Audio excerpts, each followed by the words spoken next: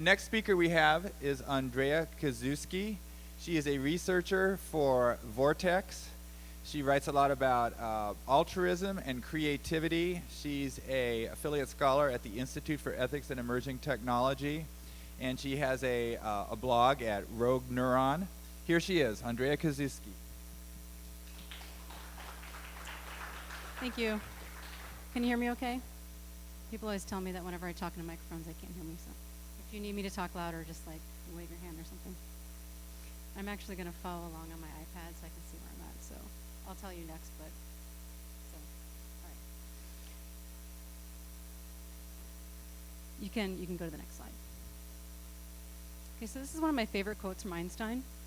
One must not pursue goals that are easily achieved. One must develop an instinct for what one can barely achieve through one's greatest efforts. And basically, this means what doesn't kill you makes you stronger, or in this case, smarter. And this is kind of the philosophy that I live my life by. And if you think about everything that I'm going to talk about with intelligence, if you just kind of keep this in mind, this kind of gives you the overview of what it's about. People always ask me, they're like, oh, what do you think about nootropics? Is there this one game, or what about this brainwave thing, or what's this one thing that I can do that will make me smarter? And my answer is always nothing. There's no one thing that you can do, because intelligence isn't just one thing. There's many things, there are many components to intelligence, and if you're only going to train one facet, you can't really expect, your intelligence to increase if you're only training one aspect of it. So you can go to the next slide. So fluid intelligence is what I'm talking about. So the difference between crystallized and fluid intelligence is crystallized is basically all of the things that you've learned. So you think about what you've been tested on in school, when you take exams, even when you take IQ tests, that's crystallized intelligence for the most part. Anything that involves math problems, reading, words, recognition like that, that's all crystallized intelligence. That's basically testing how much you've been exposed to in your lifetime, what kinds of things you've learned, what kinds of things you've purposely put in your path that you now remember.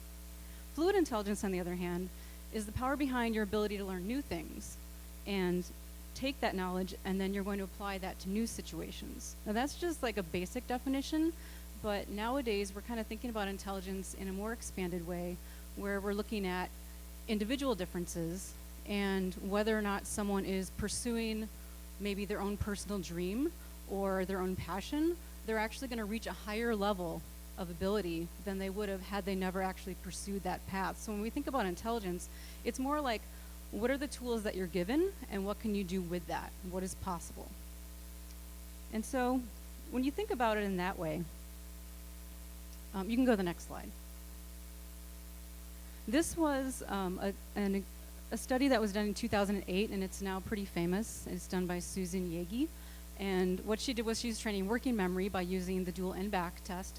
And she found that there was actually, for the first time, a transfer of these cognitive abilities to a different test of a different cognitive ability, something that did not resemble the original test.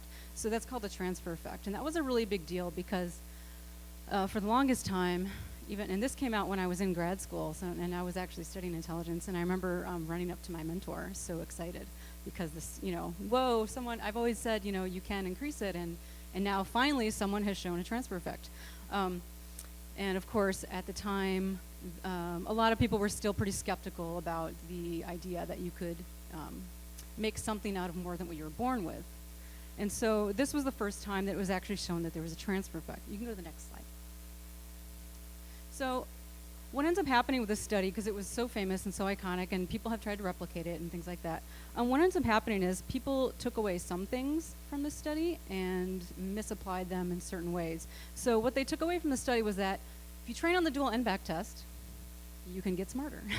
And so now everyone, I get so many emails. I have people that created apps. Do you want to be an alpha tester? I made this dual end-back. It's going to make you smarter. This was just one facet. So working memory is what she was training, and working memory is only one facet of intelligence. It's basically like giving you the best and most leading edge tools in order to function. So you're upgrading your operating system to the very best that there is, but then you still have to actually put that to use in order to see the emergent intelligence, basically. So this study showed a bunch of things, basically 4 main points that you can train it. And so working memory in this case, she tested it using the Raven's Advanced Progressive Matrix test. And if anyone's familiar with that, it's basically pattern recognition. And it's the highest, they call it G-loaded test that there is. So when you're talking about IQ tests, it's actually considered the most valid test of what we know fluid intelligence is at this point. And it's from like the 60s. This is actually a really good test. It's just patterns, black and white, and you're trying to find out what's the next pattern in the series. And so there was no verbal, no math or anything. And then by training working memory, people were scoring higher on this test versus controls. So now these are important, but this does not mean that the NBAC is going to make you more intelligent. What it shows you is that it is trainable to a degree, some facet of it, and that had never been shown before. So basically what it did is it gave validation to all of the people like myself that had been saying for a long time that we believe that intelligence can be increased given the proper training. However, next slide. After this, of course, everyone was all excited, so people started to try to replicate it. And what they found was the first people could not replicate it at all. They did not find a transfer effect. People did not improve after training on the dual NBAC test. Some people did, some didn't. And so now everyone's kind of like, okay, well, what's going on here? Turns out that what happened with Susan's first test is that she had designed her test to be interesting and fun. She had cartoons, she had games that were enjoyable, and the people that were in her study were very motivated to be there. So motivation was a really key factor. So when you're looking at intrinsic motivation to engage in an activity, and you're looking at how much you enjoy something, it's going to really affect your performance. So can you learn without being motivated? Yes, but you're not going to learn as good as if you would if you were really motivated, and I'll talk about that in a little bit. Next slide. So basically, intelligence is not just one thing, it's many things, and we're still kind of debating everything that it encompasses. But it's working memory is related to it, yes, but the training, it needs to be happening all the time. You can't just do it one time per day, and it needs to be challenging, motivating, novel, and interesting. So now when you think about something like the dual NBAC test, I don't know about you, if anyone's ever played it, it's not really something I could do every day and be like, this just totally rocks, okay? It's not really my, I get bored. I get bored with a lot of things very easily. So it's not gonna do much for you for very long, which is actually one of my principles that I'll talk about in a minute. Next slide. So when you're thinking about what intelligence is and what it means, we like to say that everyone has a certain level of potential, okay? And I think this way as well. But what people tend to think is your potential is basically what you're born with, and you have like a window. And, you know, like Lev Vygotsky said, you know, the zone of proximal development, you can reach the top of your zone if you're given the proper nurturing, or the bottom of your zone if you're, you know, have trauma and things go bad and everything else goes wrong.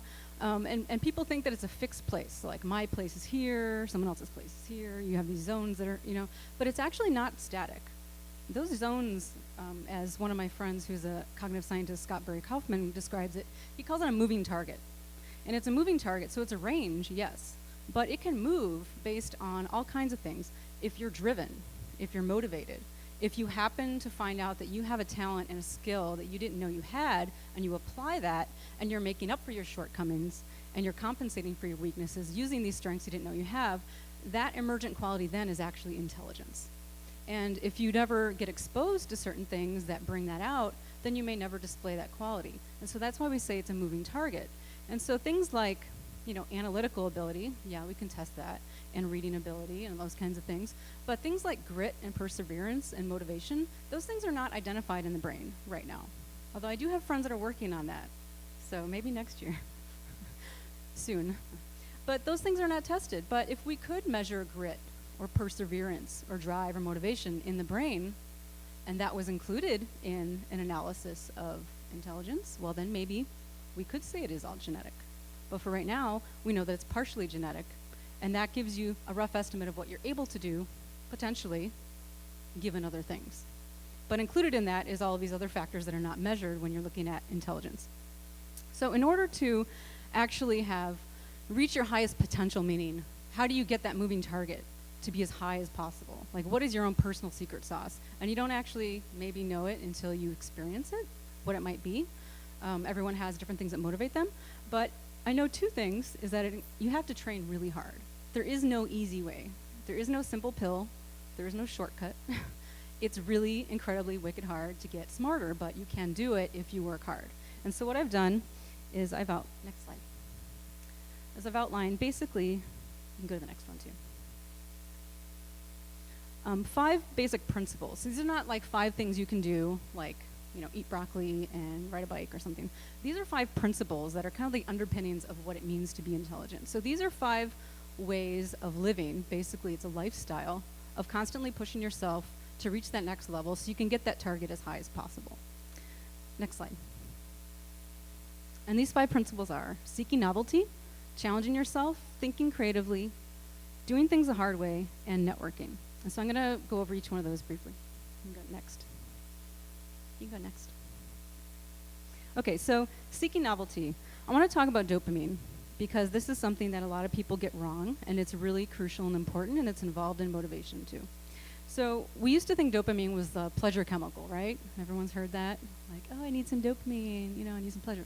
It's not actually about that. It's actually about the anticipation of pleasure. So we've put people in labs and animals in labs, and we've seen that when you get the dopamine spike, it's not after they get a reward. It's right before they get a reward.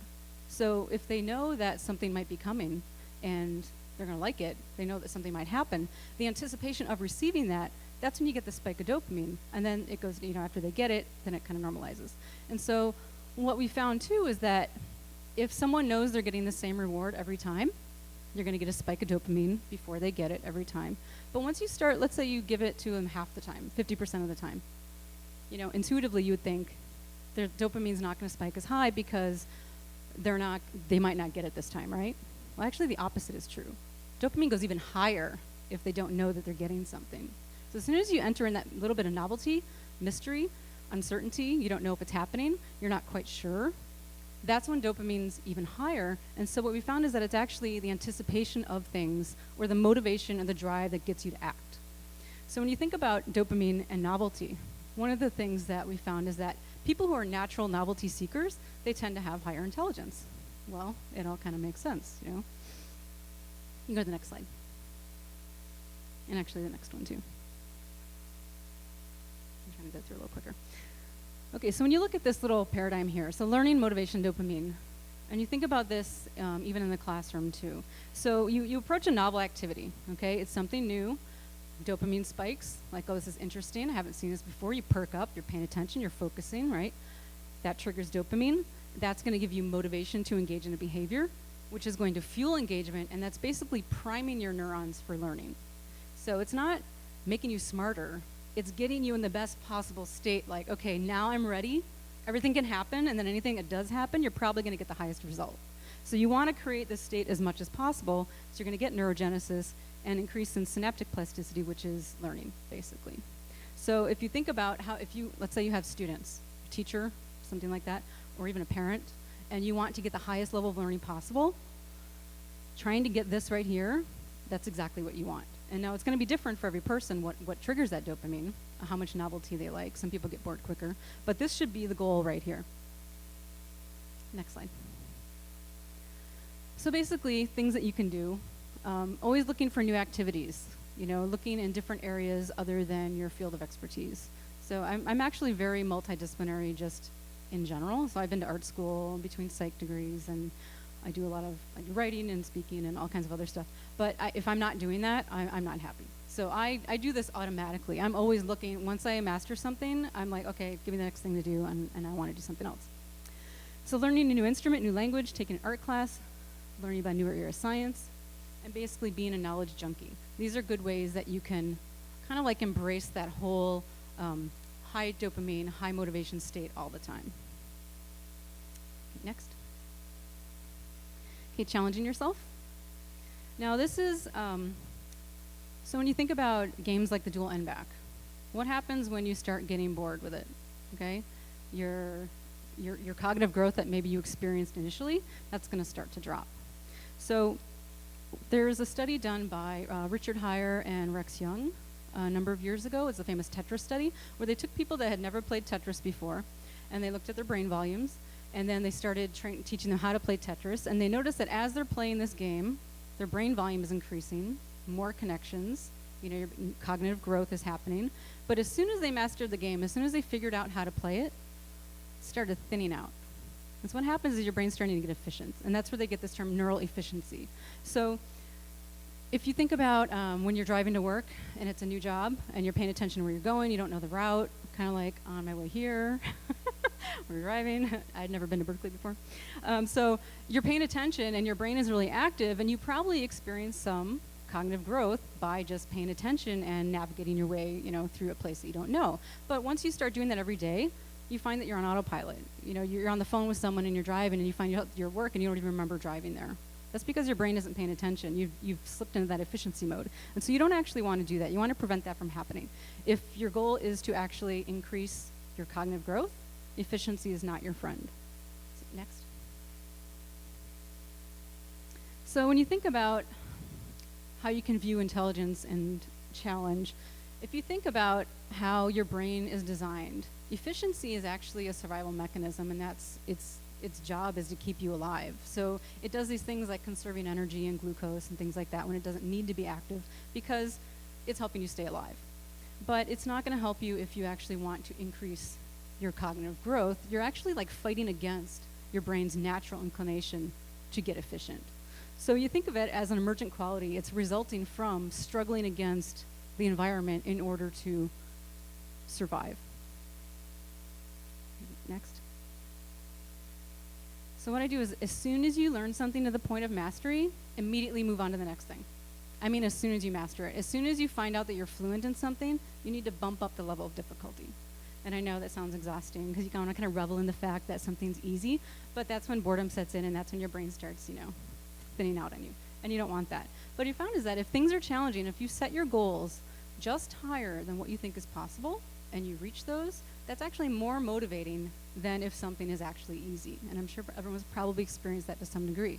So if you keep yourself in that feedback loop of constantly leveling up every time you accomplish something, that's how video games work. That's why video games are so addictive to kids. And they're really difficult, but they will sit there and they will play them for 12 hours straight. Why? Because they have mastered that particular formula of setting that goal where it's difficult but achievable, and then immediately bumping it up to the next level, giving them more hard work to do as soon as you achieve that. Okay, next. Thinking creatively. This is probably the most important concept. And next. You can go. And you can go again.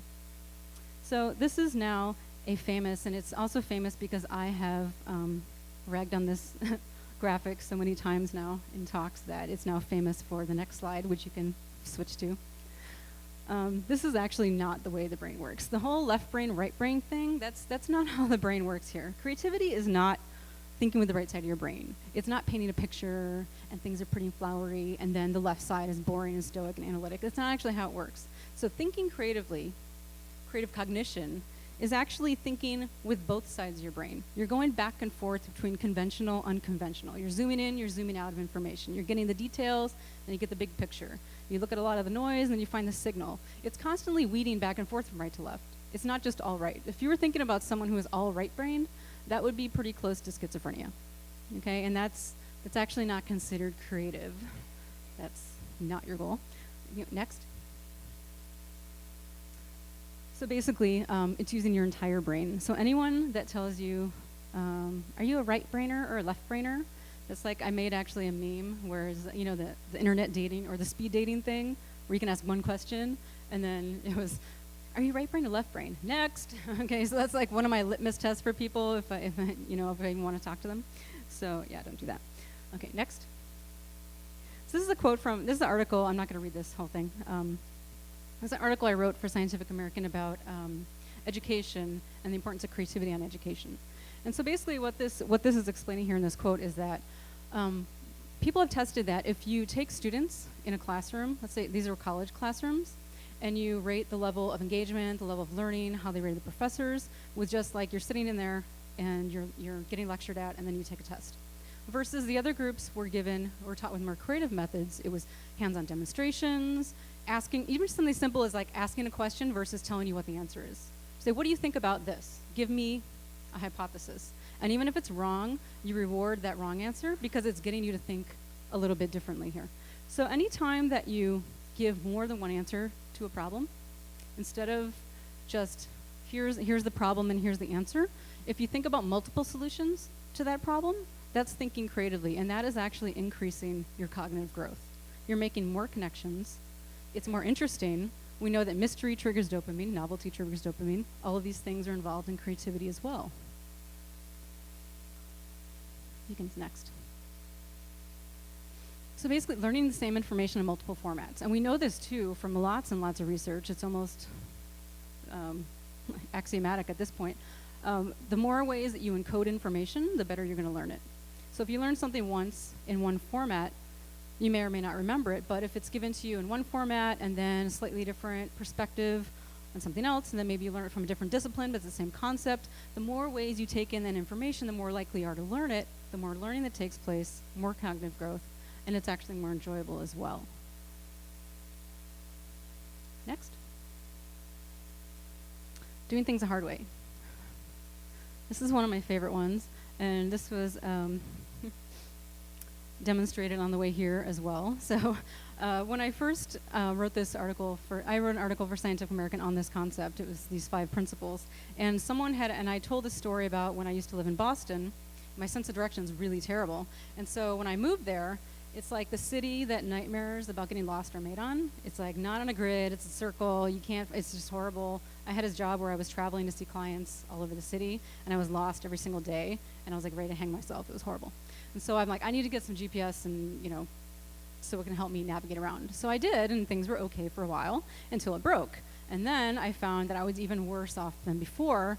Like I was completely helpless. It was like infantile with directions. And so I was sitting there going, you know what?